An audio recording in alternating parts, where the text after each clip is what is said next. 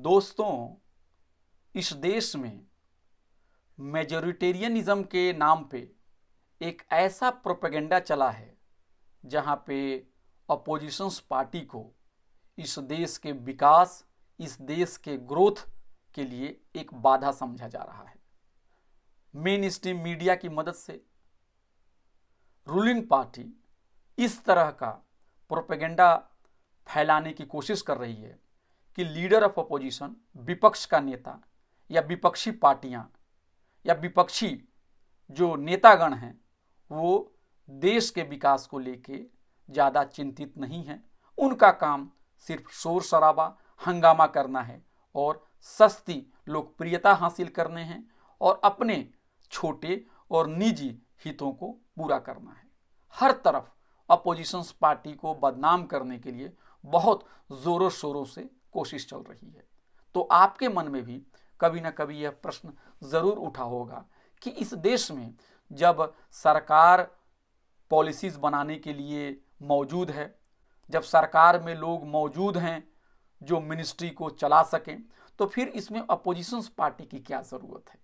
यह बात कितनी सही है, कितनी गलत है, हम इसके बारे में डॉक्टर बी.आर. अम्बेडकर से उनकी राय लेने की कोशिश करते हैं। Doctor B R. अम्बेडकर 22 दिसंबर 1952 में पुणे में उन्होंने लोकतंत्र के ऊपर एक व्याख्यान दिया था। उस व्याख्यान में डॉक्टर अम्बेडकर ने इन्हीं सारे प्रश्नों को टच किया था और आज भी यह सवाल जो है काफ़ी अहम है और काफ़ी रेलेवेंट है, शायद आज और भी ज़्यादा रेलेवेंट हो गए हैं। डॉक्टर अम्बेडकर ने अपने लेक्चर में लोकतंत्र की परिभाषा दी थी। लोकतंत्र एक ऐसी व्यवस्था है जिसमें क्रांतिकारी परिवर्तन सामाजिक यानी सोशल, आर्थिक यानी इकोनॉमिक क्षेत्र में किए जाते हैं और ये सब परिवर्तन खून खराबे के बगैर होता है, शांतिपूर्ण तरीके से होता है, डेमोक्रेटिक प्रोसेस से होता है और इस रास्ते से हम लोगों का कल्याण करते हैं, वंचितों के हितों को पूरा करते हैं और समता, बराबरी, भाईचारा समाज के अंदर में लाते हैं। लेकिन डॉक्टर अम्बेडकर ने यह भी कहा कि लोकतंत्र जो है वो कोई ऐसी चीज़ नहीं है कि एक बार आपने लोकतंत्र के पेड़ को आपने लगा दिया और आप फिर बरसों बरस अगर आप सो भी जाएं तब भी लोकतंत्र बना रहेगा। उन्होंने कई देशों के उदाहरण दिए और उन्होंने कहा कि अगर लोकतंत्र की रक्षा करने के लिए अगर हम तैयार नहीं हैं तो लोकतंत्र के ऊपर आघात भी हो सकता है और लोकतंत्र टूट भी सकता है। इस दिशा में डॉक्टर अम्बेडकर ने कहा कि अपोजिशंस पार्टी का बड़ा ही अहम रोल है। अपोजिशंस पार्टी और अपोजिशंस के बगैर लोकतंत्र की कल्पना नहीं की जा सकती है। अम्बेडकर जी ने अपने इस लेख में लोकतंत्र की परिभाषा ये भी दी कि लोकतंत्र एक ऐसी व्यवस्था है जहां पे सत्ता के ऊपर सवाल होते हैं।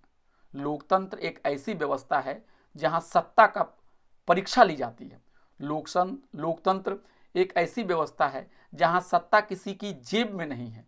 लोकतंत्र एक ऐसी व्यवस्था है जहां सत्ता के ऊपर एक पार्टी और एक व्यक्ति पूरी तरह से काबिज नहीं है, बल्कि उन्होंने कहा कि ये सारी टेंडेंसी जो हैं वो ऑथोरिटेरियन रिजीम में होती है जहां एक ही व्यक्ति के पास सारी ताकत होती है, वही सारे फैसले लेते हैं, उसकी किसी भी नीति का कोई विरोध नहीं कर सकता है। वहाँ पे अपोजिशंस के लिए कोई जगह नहीं होती है, वहाँ प्रोटेस्ट, डेमोन्स्ट्रेशन, विरोध प्रदर्शन के लिए जगह नहीं होती है और विरोधियों को जेल में डाल दिया जाता है।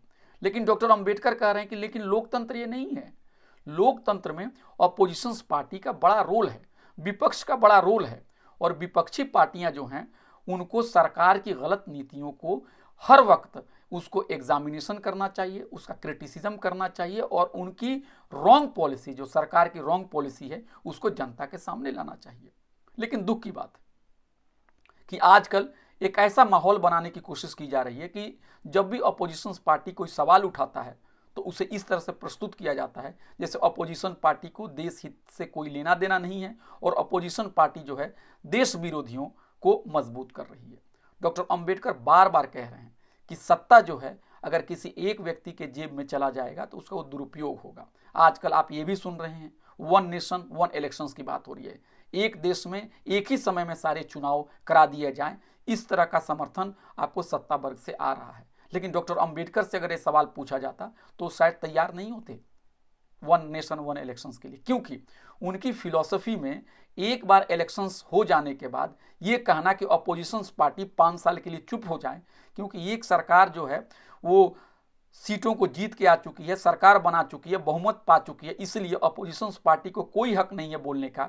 वो 5 साल के लिए चादर तान के सो जाएं और फिर 5 साल के बाद ही वो कोई सवाल उठाएंगे। इस तरह की बातों से डॉक्टर अंबेडकर बिल्कुल सहमत नहीं थे। डॉक्टर अंबेडकर बार बार कहते थे कि हमें सत्ता को बार बार चैलेंज करना है, हमें परपेचुअल क्रिटिसिज्म की ज़रूरत है।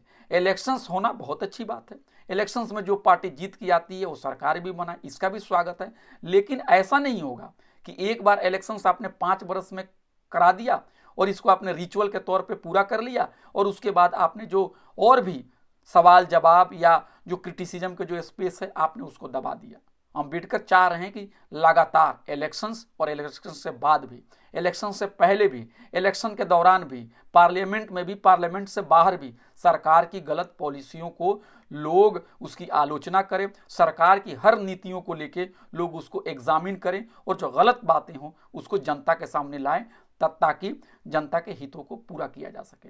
अंबेडकर जी इस बात पर भी बहुत दुखी थे कि जो मीडिया है वो भी सत्ताधारी जो लोग हैं उन्हीं की बातों को आगे करता है और अपोजिशन पार्टी की बातों को दबा देता है, क्योंकि मीडिया के जो इंटरेस्ट हैं, एडवर्टीजमेंट मिलते हैं सरकार के साथ और उनका बड़ा भला सत्ताधारी दल करते हैं, इसलिए मीडिया को अपोजिशन के सवालों में बहुत ज़्यादा दिलचस्पी नहीं है। इसीलिए आप देखेंगे कि भारत में भी जो अपोजिशन पार्टी के जो लीडर हैं उनका मजाक उड़ाने में मीडिया सबसे आगे रहता है और मीडिया सरकार से सवाल करने के बजाय वो अपोजिशन पार्टी को ही जिम्मेदार ठहराता है गलत नीतियों के लिए।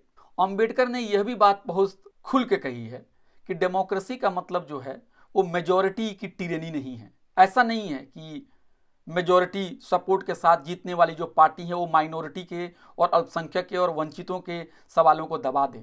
अंबेडकर बार बार ये कह रहे हैं कि अगर आप अच्छे डेमोक्रेसी को देखें तो वहाँ पे माइनॉरिटी को भी इफेक्टिव और उनको प्रोपोर्शनल रिप्रेजेंटेशन दिया जाता है। लेकिन हमारे मुल्क में क्या हो रहा है, अंबेडकर जी इस बात से लेकर चिंतित थे कि अपोजिशन पार्टी में भी जो भी माइनॉरिटी और दबे कुचलों की जो पार्टी हैं, अगर वो कोई बात पार्लियामेंट में कहना चाहती हैं तो उनकी बातों को दबा दिया जाता है, उनके कंसर्न्स को ताकत के जोर पे उनको दबा दिया जाता है, उसको नज़रअंदाज कर दिया जाता है।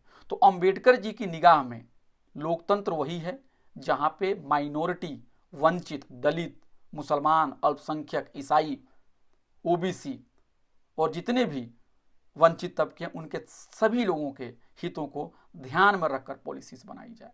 इसका नाम डेमोक्रेसी है। डेमोक्रेसी का नाम ये नहीं है कि आप अपनी जेब में सारी ताकत को रख लेंगे। अगर आप अपनी जेब में सारी ताकत को रख लेंगे और अपोजिशन का स्पेस नहीं बनेगा, अगर सवाल जवाब की जगह नहीं है, तो वो डेमोक्रेसी नहीं है बल्कि वो ऑथोरिटेरियनिज्म है। डॉक्टर अंबेडकर ये भी कह रहे हैं कि जो भी कामयाब डेमोक्रेसी है वहाँ अपोजिशन जो लीडर है उसको सैलरी मिलती है, उसको ऑफिस मिलता है, उसको स्टाफ मिलता है, उसको पावर मिलते हैं, और कुछ डेमोक्रेसी में तो उसके पावर प्रधानमंत्री के बराबर है। लेकिन आज देखिए दुर्भाग्य की बात है कि हमारे देश में कई बार ऐसे मौके आए हैं जहां पे सत्ताधारी दल ने अपोजिशन पार्टी को और अपोजिशन के लीडर को रिकॉग्नाइज नहीं किया है। कहीं भी हमारे कानून में यह बात नहीं लिखी गई है कि अपोजिशन लीडर बनने के लिए अपोजिशन पार्टी को जो हाउस के जो टोटल सीट्स हैं उसका 10% सीट जीतना होगा। कहीं भी ये नहीं लिखा है। लेकिन पता नहीं यह परंपरा कहाँ से आ गई और क्यों इसको थोपा जा रहा है। ज़रूरत इस बात की है कि अपोजिशन पार्टी में जो भी बड़ी पार्टी हो उसको लीडर ऑफ अपोजिशन की पोजीशंस दी जाए और लीडर ऑफ अपोजिशन की जो बातें हैं उसको सरकार संजीदगी से सुने और दलित, अल्पसंख्यक, माइनॉरिटी, आदिवासी, पिछड़े जो भी उनकी जो पार्टियां हैं उनको भी, उनके भी जो सवालात हैं उनको भी सरकार सुने, प्रोपोर्शनेट और इफेक्टिव रिप्रेजेंटेशन दे। सबको साथ लेके चलना ही डेमोक्रेसी है। इस रोशनी में अगर आप देखें तो डॉक्टर भीमराव अंबेडकर जो हैं एक मजबूत विपक्ष जो है उसके समर्थक